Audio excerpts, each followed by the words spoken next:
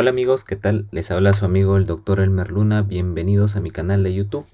En esta ocasión, continuando con los temas de anatomía patológica y en la secuencia que estamos llevando, nos toca revisar un tema muy interesante, del cual solamente voy a hablar aspectos muy generales, ya que para tocar aspectos más específicos relacionados a muchas entidades que se presentan dentro de este capítulo, sugiero que el estudiante o la persona que esté más interesada revise los libros de microbiología o infectología respectivamente, ya que el tema que vamos a hablar el día de hoy es enfermedades infecciosas. Bueno, las enfermedades infecciosas son consideradas como un grupo de patologías que quizás a lo largo de la historia han ocasionado mucho sufrimiento, mucho dolor a a la humanidad en general porque han ocasionado en muchos casos millones de muertes. En Estados Unidos está considerada dentro de las primeras causas de muerte, incluso dentro de las dos primeras causas de muerte. Em, si nosotros vemos acá este cuadrito, solamente es superada por las enfermedades cardiovasculares, como pueden ver allí, y en segundo lugar se encuentran este grupo de enfermedades infecciosas incluso por encima del cáncer. Después tenemos también otras enfermedades que también son del tipo infeccioso y como vemos ocupan distintos puestos, pero están dentro de los 10 primeros en esta tabla. ¿Cómo clasificamos a los agentes infecciosos? Es decir, a aquellos que van a producir la enfermedad. Están en esta tabla, como podemos ver, priones, virus, bacterias, hongos, protozoos y helmintos. Cada uno con un tamaño específico acá, que lo pueden ver. El lugar donde es de propagación, algunos ejemplos y enfermedad que producen. Solamente es un resumen. Lo importante es que entender que en términos generales hay cuatro grupos, que están las bacterias, virus, hongos, parásitos y un subgrupo especial que son los priones. Estos agentes, como ya les he mencionado, están distribuidos de manera universal o algunos solamente en determinadas zonas geográficas y, como les digo, siguen siendo causa de muerte. ¿Y por qué siguen siendo causa de muerte? Porque aparecen nuevas cepas que son resistentes a los tratamientos, pacientes que reciben tratamiento inmunosupresor y son trasplantados, que tienen enfermedades o infecciones intrahospitalarias y desde la aparición del VIH-Sida en el 1981 es que también estos agentes infecciosos aparecen asociados a este virus de la inmunodeficiencia y ocasionan una mayor morbimortalidad. Ahora, no todos los gérmenes son malos, algunos pueden ser beneficiosos, pueden ocasionar una buena interrelación entre el huésped y el microorganismo, algo conocido como simbiosis. Y dentro de ellas tenemos, por ejemplo, el comensalismo, donde se beneficia uno, pero no es perjudicial para el otro, como por ejemplo la flora bacteriana o incluso la flora que está en la piel, ¿no? Se benefician los que están ahí, pero no nos hacen daño. Otro que es el parasitismo verdadero, donde se beneficia el parásito, pero se perjudica el huésped. Y el saprofitismo, donde viven en tejidos muertos. Entonces, ¿cuáles son los agentes? Como les dije, en primer lugar, las bacterias. Y las bacterias quizás son el grupo más estudiado, más ampliamente reconocido. Eh, por eso les digo, remito al lector para que si quiere ampliar más sobre el tema, libremente escoja un libro de microbiología o de infectología para que vea los distintos subtipos, clasificación, enfermedades que producen, etcétera, ya que este video no es motivo de hablar de cada uno de ellos, no alcanzaría, es demasiado extenso, solamente voy a hablar aspectos generales. Las bacterias son procariotas, es decir, que tienen membrana celular, carecen de núcleos rodeados por membrana y también de algunas organelas. Tienen dos formas, según la tinción que puedan tener, gram positivas y gram negativas, y esto se debe en relación a la composición de su membrana, según la forma que tienen, pueden ser cocoides si son redondas o alargadas como bacilos. Según la necesidad de oxígeno, pueden ser aerobias o anaerobias. Y en las personas sanas existe, como les digo, colonización. Por ejemplo, en la piel existen 10 a la 12 bacterias. En la boca 10 a la 10. En el tubo digestivo 10 a la 14. Y acá podemos ver en esta imagen, señaladas por flechas en los distintos cuadros, las formas de las bacterias. Por ejemplo, en el cuadro A, redondas que corresponden a cocos. A otros más alargados vienen a ser ya bacilos. Y algunas formas especiales dentro de algunos aspirados o extendidos que se han obtenido.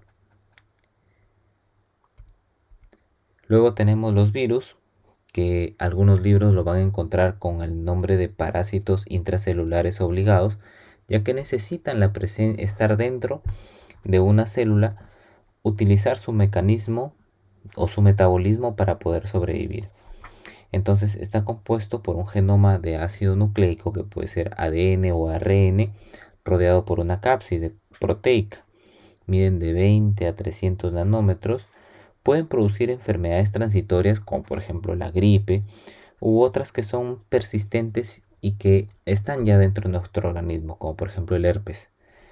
También algunas pueden ocasionar transformación neoplásica de las células, como por ejemplo el virus papiloma humano, que coloniza el epitelio cervical y puede producir esta transformación neoplásica, ¿no?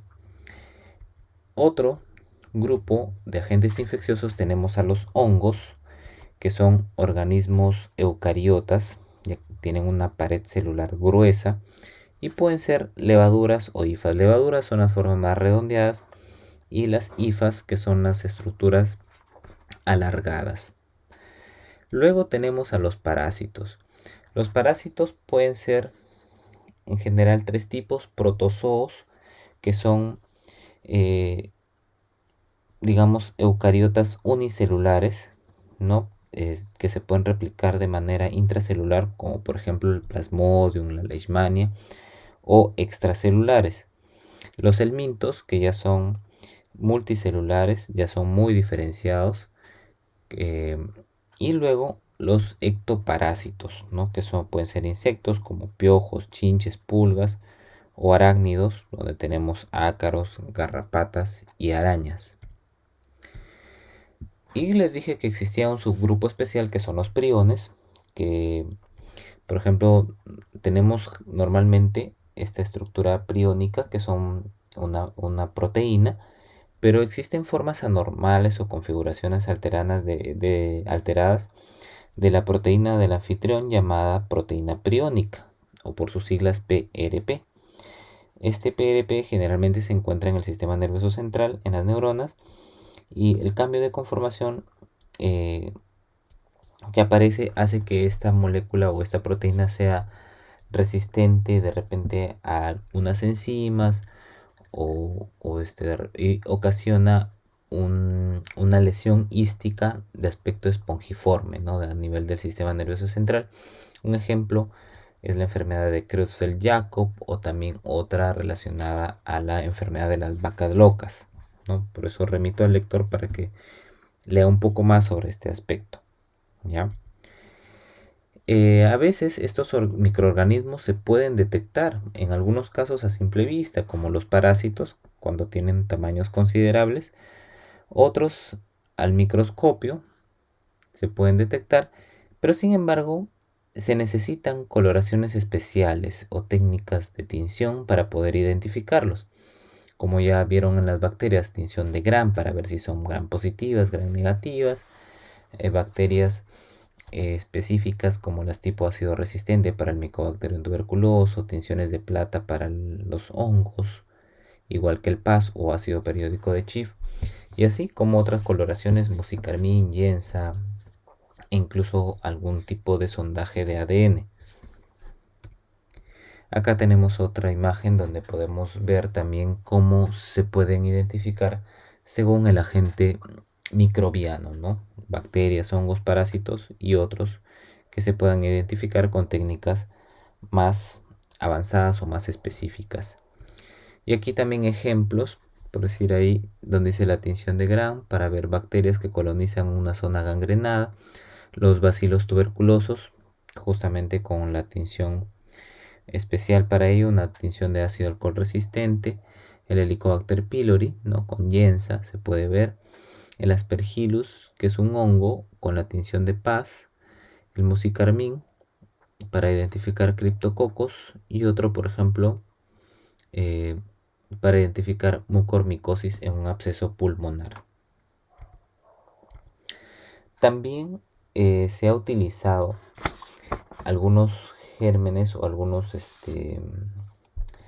como se dice, algunas bacterias considerando la potencialidad que tienen para ocasionar un daño. Eso se conoce como virulencia, ¿no?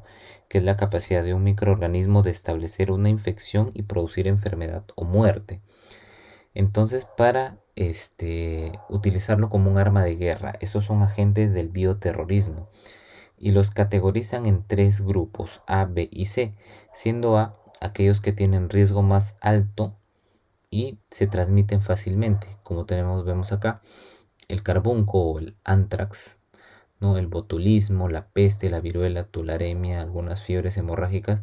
Luego tenemos el grupo B, donde son moderadamente fáciles de diseminar, y el grupo C, donde hay patógenos emergentes, ¿no? Amenazas de enfermedad infecciosa emergente como el virus del Nipah y el antivirus, ¿no? Este es un cuadro adoptado del Centro de Control de Enfermedades, ¿no? Solamente para su información. ¿Cómo es la cadena de transmisión de estas enfermedades infecciosas? Bueno, primero tiene que haber un reservorio del patógeno, es decir, el lugar donde vive, que puede ser el hombre mismo, puede ser un animal, puede ser un mosquito quizás, o puede ser el medio ambiente. Por ejemplo, solamente para citar ejemplos, un reservorio humano, por decir el virus de la influenza. Animal, por decir el perro, que es el portador de la rabia. Un mosquito, por decir el paludismo. Y el suelo, los enterobios, ¿no? Que viven ahí. La vía de infección es el siguiente punto en la cadena de transmisión, que es la vía de entrada, que puede ser, por ejemplo, como les digo, la manera como se va a transmitir. Puede ser por inhalación, ingestión, transmisión sexual, picadura de un insecto, mordedura de animales o a veces inyección, ¿no? Eh, y esto también tiene que ver mucho sobre el estado del huésped, por ejemplo, ya que cuando este microorganismo se choca con su próximo huésped, tiene que pasar las barreras defensivas. Y las primeras barreras defensivas tenemos a la piel y las mucosas intactas, ¿no? O sea, tiene que atravesar ello.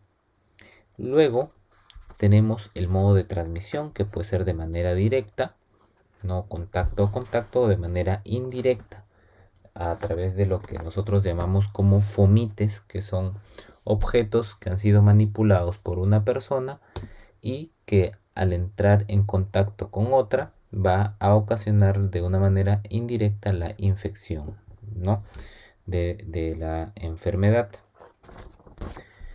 Luego tenemos al huésped susceptible, que es la persona a la cual va a ingresar este microorganismo y va a ocasionar la infección y luego posteriormente la enfermedad. Existen factores relativos al agente infeccioso, como por ejemplo el modo de entrada. El modo de entrada ya les había dicho que es como la vía, ¿cierto? Que viene a ser ingestión, por ejemplo, una vía externa. La inoculación, por decir un método parenteral, que uno intencionalmente se hinque o sin intención. La inhalación, el modo de entrada perinatal o vertical, es decir, de madre a hijo. El contacto directo, ¿no? Que es contagioso. Y la contaminación del agua, por ejemplo, también de alimentos, del suelo, del ambiente o de un huésped animal, que se conoce como zoonosis. Luego tenemos la diseminación de la infección. La infección en algunos casos puede ser localizada. Por ejemplo, puede llegar y se localice en una determinada zona, como la piel, o atravesar la barrera, llegar al torrente sanguíneo, a la vía linfática o a los nervios y diseminarse. Luego tenemos la producción de toxinas. Algunos gérmenes llegan y no es el microorganismo el que ocasiona la enfermedad, sino la producción de determinadas toxinas que van a ocasionar la respuesta inflamatoria o la respuesta de la célula, ¿no? Que son los que ocasionan estos síntomas que va a presentar el huésped. Luego, la virulencia, que ya les mencioné, que la virulencia viene a ser la capacidad del microorganismo de establecer una infección y producir la enfermedad y, en el peor de los casos, la muerte. ¿Ya? Luego, productos de microorganismos, que no necesariamente son las toxinas, sino algunas partes del microorganismo. ¿Ya? Y aquí tenemos esta imagen para ver la diseminación. Por ejemplo, la infección. Tenemos acá el portal de entrada, que pues es la piel o una mucosa, epitelio respiratorio, digestivo, genitourinario. Si tiene algún problema y no está intacto, este microorganismo va a entrar y va a continuar su proceso de diseminación. Va a ser por la vía linfática, vía sanguínea, nervio, hacia algún determinado órgano. Como ven ahí de ejemplo, ponen a un cerebro para la poliomielitis, pielonefritis, parotiditis o hepatitis fiebre amarilla. Luego tenemos los factores relativos al huésped. Y del huésped, como ya les dije, pues es como si fuera, por ejemplo, tuviéramos un escudo, barreras que nos protegen para evitar de que estos microorganismos ingresen. Tenemos barreras físicas, y las primeras barreras físicas son la piel y también las mucosas intactas, como ya les dije, ¿no? Es como la manera como nos defendemos. Existen estas defensas inmunitarias que son innatas, como las barreras físicas, por ejemplo, macrófagos que están presentes y algunas células importantes que son llamadas las natural killer o NK, y también el sistema de complemento que van de la mano, y la defensa inmunitaria adquirida, que son dadas por linfocitos T y B, que van aprendiendo conforme el huésped se va exponiendo a determinados antígenos. Barrera química, por ejemplo en el estómago, el ácido clorhídrico protege muy bien. El drenaje efectivo se refiere al drenaje linfático, también al drenaje o la eliminación de secreciones como saliva, orina, lágrimas, que de alguna manera también barren a estos microorganismos y los pueden eliminar. Y también mecanismo de defensa inmunitario, ¿no? Sobre el estado de nuestro sistema inmunológico. Ahora, eso también viene cuando les menciono sobre el drenaje, la manera como se libera estos microbios del cuerpo, ¿no? La emisión cutánea, por ejemplo, tos, estornudos, evacuaciones de la orina, las heces, el contacto sexual, o también algunos insectos que pueden, digamos, transportarnos, por eso lo consideran así, como una liberación de estos microbios del cuerpo. Acá tenemos un ejemplo sobre las defensas, ¿no? Y tenemos a la piel, lágrimas, flora bacteriana, ácido, ¿no? Como una barrera química, secreciones, la manera del drenaje, ¿cierto? Todo esto muy relacionado, muy interesante, ¿no? Hay factores del microorganismo y factores del huésped. Bueno amigos, esto ha sido todo por este video. Gracias por su gentil atención. Yo sé que este video es muy importante, sienta las bases para el estudio de las enfermedades infecciosas y de la microbiología y la infectología. Si el estudiante, el lector o la persona que está viendo este video y le interesa más ampliar sobre enfermedades muy específicas, agentes de los que he mencionado, lo remito a que revisen los textos especializados en esa materia. Respecto a la anatomía patológica, esto es un pincelazo así muy general sobre las enfermedades infecciosas y los mecanismos asociados a ellos. Un fuerte abrazo, no se olviden de suscribirse a mi canal, pulgar arriba, y nos vemos en una próxima oportunidad para hablar más sobre los temas de anatomía patológica. Hasta la próxima, chao.